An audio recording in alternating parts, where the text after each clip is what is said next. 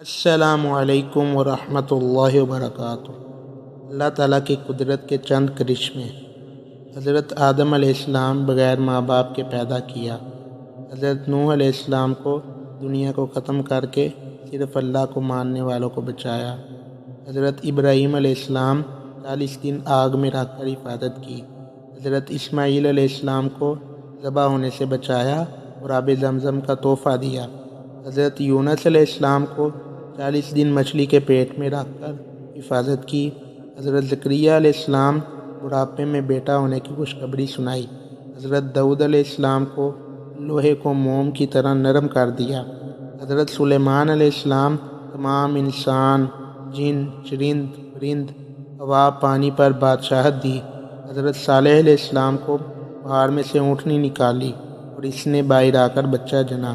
حضرت عزیر علیہ السلام 100 سال تک سلایا اور کھانا گرم رکھا۔